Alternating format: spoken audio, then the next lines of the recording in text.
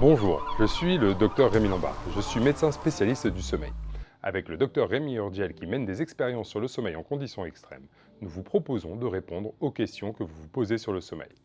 Aujourd'hui, nous allons répondre à la question « Comment fonctionne notre sommeil ?» Notre sommeil dépend de l'interaction de notre horloge biologique et de la quantité d'énergie dépensée dans la journée. Notre horloge biologique détermine les périodes de la journée où nous sommes le plus éveillés. Globalement, notre vigilance augmente progressivement du lever jusqu'au midi, puis décroît tout aussi progressivement jusqu'au coucher. Notre horloge biologique nous ouvre également des zones que l'on appelle des portes vers le sommeil. À ces moments, l'endormissement est plus facile et plus rapide.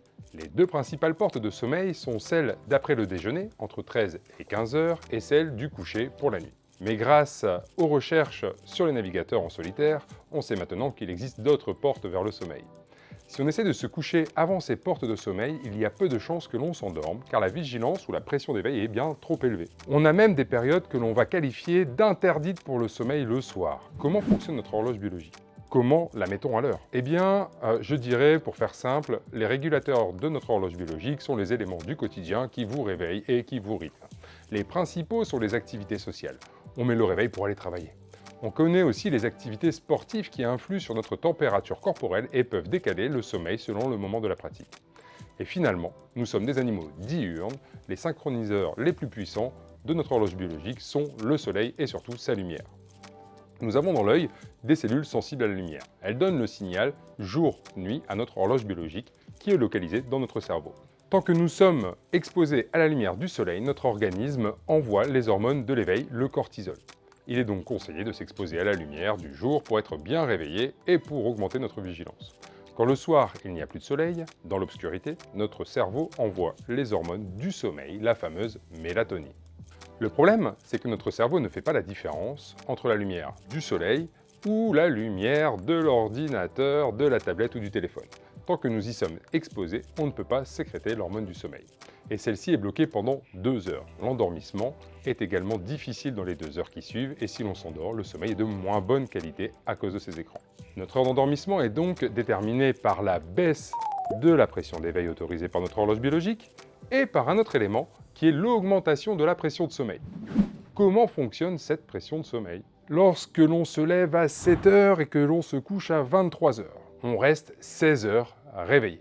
Pendant ces 16 heures, on consomme de l'énergie pour rester éveillé. Il s'agit de la molécule énergétique de base, l'adénosine triphosphate, l'ATP. Lorsque l'on consomme de l'énergie, cela produit des déchets.